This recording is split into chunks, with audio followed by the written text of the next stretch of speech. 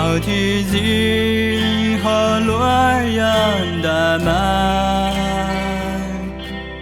đâu nan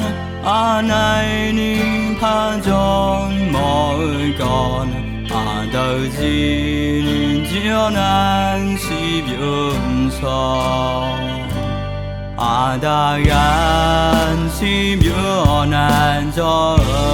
ngàn thì bốn lại yon tiếng mong mỏi nhàn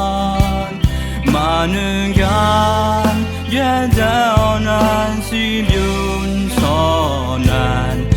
đã ta nương mang nhẹ nhàng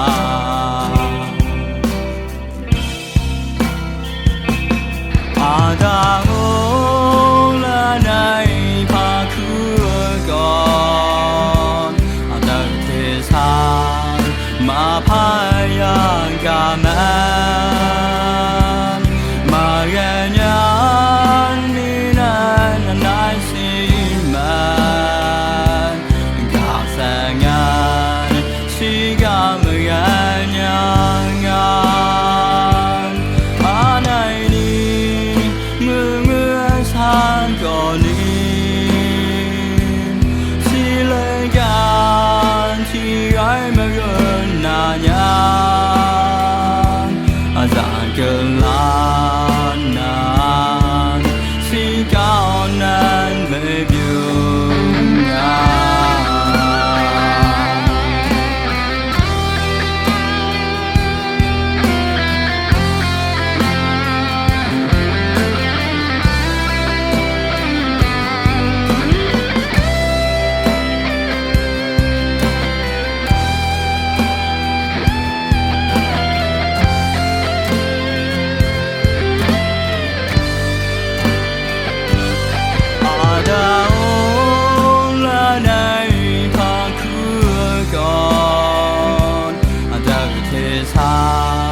mà phải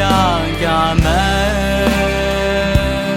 mà ghé nhắn đi nan nai xin man cả sang ngàn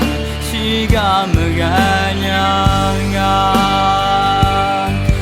này đi mưa mưa sang còn đi si lên gan chỉ ai mà gần na nhang giang cơn lan nan chỉ cao nan mê biếng ngàn y nâng cây đang cao nơi mỏi lan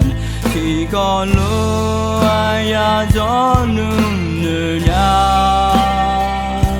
lần cơ yon jin na ya mo